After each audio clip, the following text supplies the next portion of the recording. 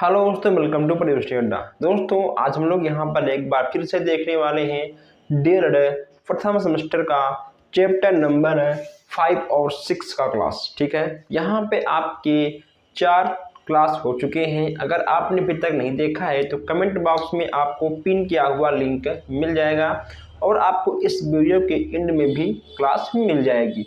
अगर आप कंटिन्यू हर क्लास को लेते हो तो कहीं ना कहीं आपका कंफर्म है कि बैक आने का कोई चांस नहीं रहेगा, क्योंकि यहाँ पे हम आपको इस क्लास के साथ साथ जो आपका सवाल पेपर होता है, अनसॉल्व होता है, हम वो भी तो कराएंगे।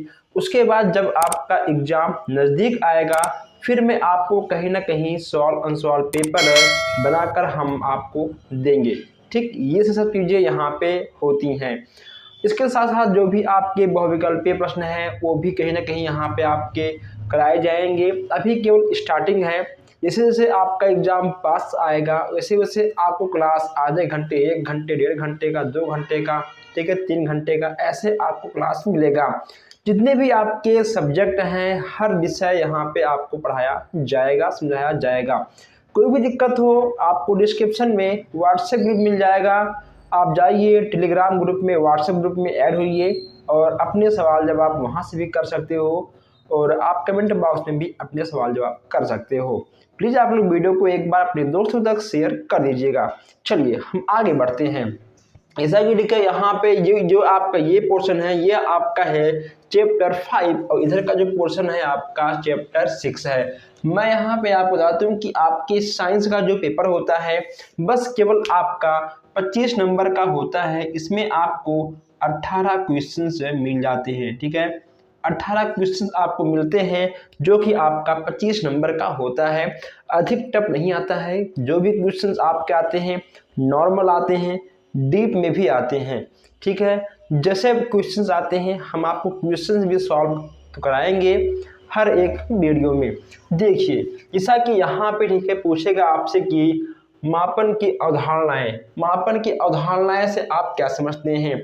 मापन के अवधारणाओं के बारे में आप लिखिए। मापन की जो अवधारणाएं होती हैं हमें किस किस रूप में मिलती हैं, इन सब चीज़ों से प्रश्न आपके बन सकते हैं। यानी क्वेश्चंस आपका आंसर एक है लेकिन क्वेश्चंस आपके अनेक हैं। ठीक है, तो क्वेश्चंस आपका एक रहेगा लेकिन जो आपका आंसर रहेगा वह आपका अनेक रहेगा। आपका आंसर क्या होगा, आपका होगा कि दूरी, समय, तौल, माप, ये सब चीज़ें कहीं ना कहीं आपके मापन के अवधारणाओं के अंतर्गत आ जाती हैं। ठीक है, मापन से आपका कहीं से भी क्वेश्चन पूछेगा, इन चीज़ों को आपको ऐड करना होगा। इसके बाद यहाँ पे पूछ लेगा आपसे कभी कभी कि मापन का मात्रक क्या होता है, वह होता है आपका सेकंड है। लंबाई का मात्रक आपका होता है मीटर है। आयतन, ठीक है, आयतन पूछेगा तो आपको लिखना होगा किसी वस्तु द्वारा घेरे गए स्थान को उस वस्तु का आयतन कहलाता है। किसी वस्तु द्वारा, ठीक है, मान लो कोई वस्तु है, ठीक, मान लो कि ये आपका है कोई वस्तु, हमने इसको यहाँ पे रखा। ठीक है, देखिए किसी वस्तु द्वारा, ठीक है, यह आपका कहीं ना कहीं रखा हुआ है और ये जो इतना स्थान घेर रहा है, ठीक है, ये जो आपका इतना स्थान घेर रहा है यह आपका आएगा आयतन के अंतर्गत। ठीक है, ये देखिए ये जो आपका स्थान घेर रहा है यह आपका आयतन के अंतर्गत आएगा। वही यहाँ पे आपसे कहा गया है किसी वस्तु द्वारा घेरे गए स्थान को उस वस्तु का आयतन कहलाता है। इसके बाद यहाँ से पूछ लेगा आपका मूल, कि मूल मात्रक कितने प्रकार के होते हैं। पूछेगा आपसे एग्जाम में कि मूल मात्रक कितने प्रकार के होते हैं, आपको लिखना होगा। मूल मात्रक से आप क्या समझते हैं, मूल मात्रक के संबंध में आप टिप्पणी दीजिए, मूल मात्रक को आप संक्षिप्त में व्यक्त करिए। ऐसे आपके प्रश्न बनते हैं।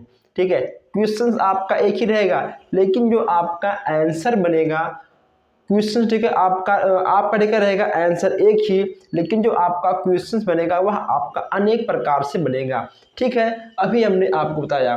देखिए मूल मात्रक कितने होते हैं, मूल मात्रक आपके 7 प्रकार के होते हैं। कितने होते हैं, 7 प्रकार के आपके मूल मात्रक होते हैं।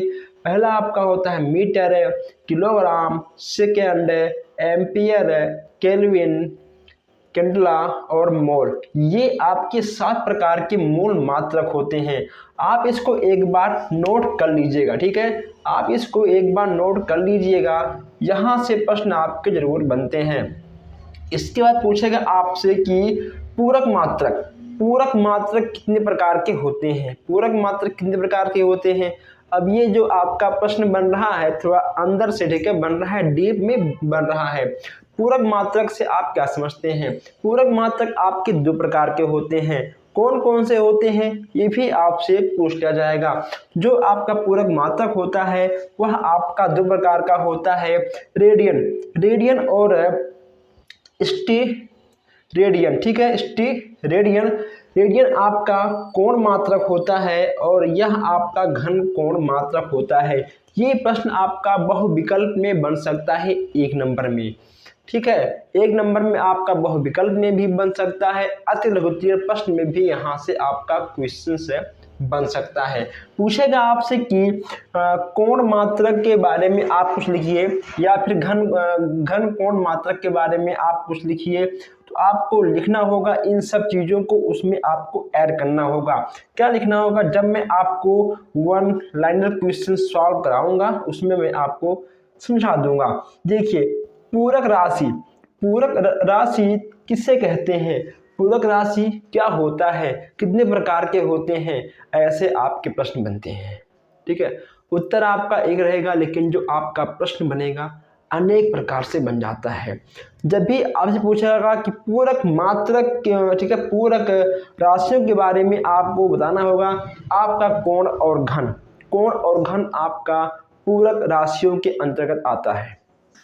चलिए, आप चाहो तो आप इसका एक बार स्क्रीनशॉट भी खींच सकते हो वीडियो को रोक के, ठीक। आप इन सब चीज़ों को नोट करते हुए आगे चलिएगा, ठीक है। ऐसे क्लास आपको हर जगह हर किसी के पास नहीं मिलेगा।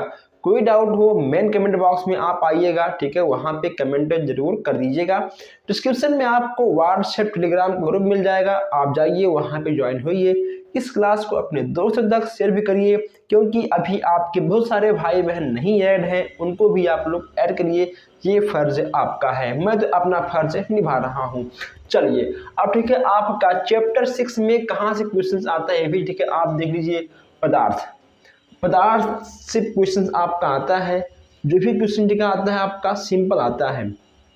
पदार्थ के प्रकार कितने होते हैं? पदार्थ के आपके दो प्रकार होते हैं। कौन कौन सा होता है आपका? सजीव होता है और निर्जीव होता है। सजीव और निर्जीव में क्या अंतर है, यहाँ से भी क्वेश्चंस आपके आ जाएंगे। सजीव और निर्जीव में अंतर आप एक नहीं आप 1000 अंतर लिख सकते हो, ठीक है। ये जो आपका मार्कर है यह आपका क्या है, यह आपका निर्जीव है और हम कौन है, हम सजीव हैं। आप क्या हो, आप सजीव हो। जो काम आप कर सकते हो वह काम ये मार्कर नहीं कर सकता है, ये व्हाइट बोर्ड नहीं कर सकता है। अब आप एक नहीं 10 पॉइंट लिख सकते हो आखिर सजीव और निर्जीव में क्या अंतर है। क्लियर? अच्छा लगा? चलिए अब, ठीक है, एक लाइक करिए, वीडियो को लाइक करिए और आइए आगे बढ़ते हैं। नेक्स्ट यहाँ पूछेगा आपसे कि पदार्थ की अवस्थाएं, पदार्थ की 3 अवस्थाएं होती हैं। पदार्थ की कितनी अवस्थाएं होती हैं पूछेगा आपसे, आपको लिखना होगा कि पदार्थ की 3 अवस्थाएं होती हैं। कौन कौन सी होती हैं? ठोस, द्रव, गैस, ठीक है, ठोस, द्रव, गैस। अणु, जो इसमें आपका एक अणु होता है, जो आपका ठोस होता है, ठीक है, उसके अणु जो है पास पास होते हैं। जो आपका द्रव होता है हल्का दूर दूर होता है, ठीक है। जो आपका गैस होता है एकदम से दूर दूर आपके अणु पाए जाते हैं, ठीक है। ठोस, द्रव, गैस, ये आपकी पदार्थ की 3 अवस्थाएं होती हैं। पदार्थ के सामान्य गुण, पदार्थ के सामान्य गुण से आप क्या समझते हैं? पदार्थ के समान गुण के बारे में लिखिए, कितने प्रकार के होते हैं, यहाँ से आपके प्रश्न बन सकते हैं। तो जो आपके पदार्थ होते हैं वे आपके अवस्थाएं होती हैं उनकी, ठीक है, पदार्थ की अवस्थाएं होती हैं। पदार्थ में स्वाद होता है, पदार्थ में घनत्व होता है, पदार्थ में गंध होता है, पदार्थ में कठोरता होती है, पदार्थ में चालकता भी होती है। ये आप यहाँ पर 6-7 पॉइंट लिख देंगे। अगर 1 नंबर का प्रश्न है आपको 1 नंबर मिल जाएगा, अगर 2 नंबर का प्रश्न है आपको 2 नंबर प्यार से मिल जाएगा। ठीक है। चलिए नेक्स्ट यहाँ पे आपका है कि पदार्थ की श्रेणियाँ, पदार्थ की कितनी श्रेणियाँ हैं? पदार्थ की आपकी कुल 3 श्रेणियाँ हैं। कौन कौन सा आपका है? तत्व है, ठीक है, तत्व, यौगिक और मिश्रण। ये आपके पदार्थ की 3 अवस्थाएं होती हैं, तत्व, यौगिक और मिश्रण। इससे भी आपका अलग अलग प्रश्न बनता है, ठीक है। इसके बारे में भी आपसे अलग अलग पूछा जाएगा। हर एक चीज, हर एक पॉइंट मैं आपको लिखवाऊंगा, थोड़ा सा आप धैर्य रखिए, ठीक है। हर चीज यहाँ पे मैं आपको बताऊंगा। एक भी क्वेश्चन, एक भी टॉपिक आपका यहाँ से स्किप नहीं होगा, अगर आप स्किप नहीं करोगे तो। इसलिए मैं कहता हूँ कि सब्सक्राइब कर लीजिए ताकि हर क्लास आप तक सबसे पहले पहुँचे, कोई भी क्वेश्चन, कोई भी क्लास आपसे स्किप ना हो। चलिए नेक्स्ट यहाँ पूछेगा आपसे कि मिश्रण के प्रकार, मिश्रण के कितने प्रकार होते हैं? मिश्रण के आपके 2 प्रकार होते हैं। कितने होते हैं? आपके 2 प्रकार होते हैं, समांगी मिश्रण और विषमांगी मिश्रण। समांगी मिश्रण क्या होता है? विषमांगी मिश्रण क्या होता है? ठीक है, मिश्रण 2 प्रकार के होते हैं, समांगी और विषमांगी। समांगी मिश्रण क्या होता है? विषमांगी मिश्रण क्या होता है? समांगी मिश्रण किसे कहते हैं? विषमांगी मिश्रण किसे कहते हैं? समांगी विषमांगी मिश्रण में क्या अंतर है? समांगी विषमांगी मिश्रण में क्या लाभ है? समांगी और विषमांगी मिश्रण में सबसे अधिक लाभ किस में मिलता है? सबसे जल्दी क्या होता है? हर एक क्वेश्चन यहाँ से आपसे बनेगा आपके एग्जाम में, और हर एक क्वेश्चन में आपको कराऊंगा जब मैं आपका अति लघु प्रश्न कराऊंगा, ठीक है, उसमें, ठीक, अति और लघु दोनों में मैं आपको इन सभी चीज़ों को बताऊंगा, बाकायदा मैं लिखवाऊंगा हर एक पॉइंट, हर एक क्वेश्चन, हर एक प्रश्न, कुछ भी आपका यहाँ से छूटने वाला नहीं है, ठीक। आइए नेक्स्ट यहाँ पे आपका है कि पदार्थ के पृथक्करण विधि, पदार्थ के पृथक्करण विधि कितने होते हैं? तो यहाँ पे अगर देखो किसी भी पदार्थ को हम पृथक्करण कहते हैं, यानी अगर मान लो जैसे कि आपका, ठीक है, दाल हो गया, ठीक, दाल में कंकड़ होंगे, ठीक, उसको अलग, कंकड़ को अलग करना, दाल को अलग करना, वह भी आपका इसी के अंतर्गत आएगा। जो, ठीक है, आपका होता है चावल, ठीक है, चावल में कहीं ना कहीं आपके कुछ कंकड़ होते हैं, ठीक है, अलग करना। और जो आपका वो होता है, क्या बोलते हैं उसको, ठीक है, आटा, ठीक, आटे को चोकर से अलग करना, काफ़ी कहीं ना कहीं आपका पदार्थ के पृथक्करण के अंतर्गत ही आएगा, ठीक। इतना आप समझ गए होंगे तो कहीं ना कहीं आप बहुत सारा पॉइंट लिख सकते हो। जो हमारी बहनें हैं वो लोग 1 नहीं 10 पॉइंट यहाँ पर लिख सकती हैं, ठीक। कुछ पॉइंट हमने यहाँ पर दिया गया है, ठीक है, हमने दिया है। अगर, ठीक है, मान लो चावल में आपका लोहे का कंकड़ है, ठीक है, लोहे का कुछ भी पदार्थ है, ठीक है, हल्का हल्का, उसको आप कैसे निकालोगे? ठीक है, चुम्बक से ही निकालोगे, ठीक। अगर चावल में आपको लोहा मिल जाए, ठीक है, तो उसे आप कैसे निकालोगे? ठीक, आप उसको चुंबक से ही निकालोगे, ठीक है, बीन कर। अगर मान लो आपके चावल में, दाल में कंकड़ है, उसको आप कैसे निकालोगे? चावल की जो कंकड़ है, कंकड़ को निकालने के लिए आपको बीनना पड़ेगा, ठीक है, चालना, ठीक है।